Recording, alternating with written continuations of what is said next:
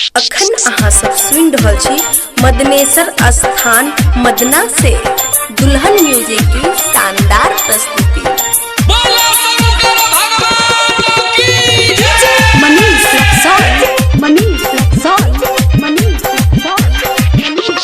गूंज रहल अच्छे सारा देव घर बोला तब जयकार यो बोले दानियो।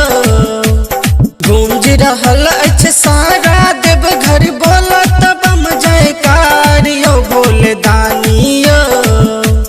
यो बोले दानियो खोली दियो बाजार के बार। यो बोले दानियो खोली दियो बाजार के बार।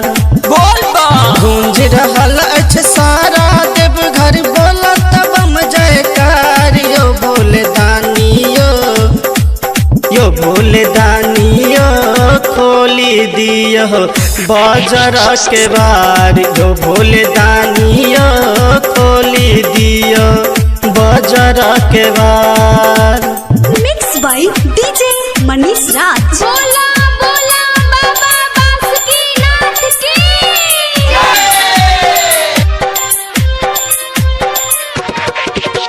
DJ Manish Raxaul, DJ Manish Raxaul, DJ Manish Raxaul. ओही का दया सा बाबा आइए दिए के लो। नौकरी के खातिर बाबा दर दर भटक लो, दर दर भटक लो। ओही का दया सा बाबा आइए दिए के लो। नौकरी के खातिर बाबा दर दर भटक लो। कहियो ने हमरा नौकरी देलो फूटल हमर कपार। यो बोले दानियो, यो बोले दानियो खोली दियो बाजार के बार। यो बोले दानियो खोली दियो बाजार के बार। मिक्स बाय डीजे मनीष राज। बोलिए नाथों की नाथ की।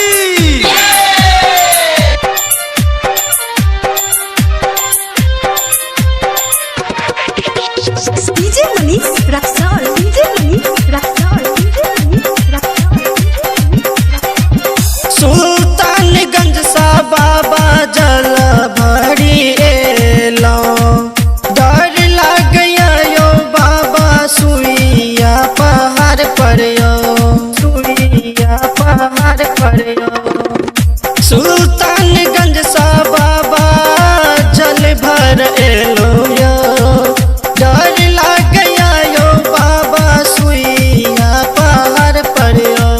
कांधे पर काबर, काबर में जलवा पैरों में छाला हजार। यो बोले दानियो, यो बोले दानियो खोली दियो बाजार के बार। यो बोले दानियो खोली दियो बाजार के बार।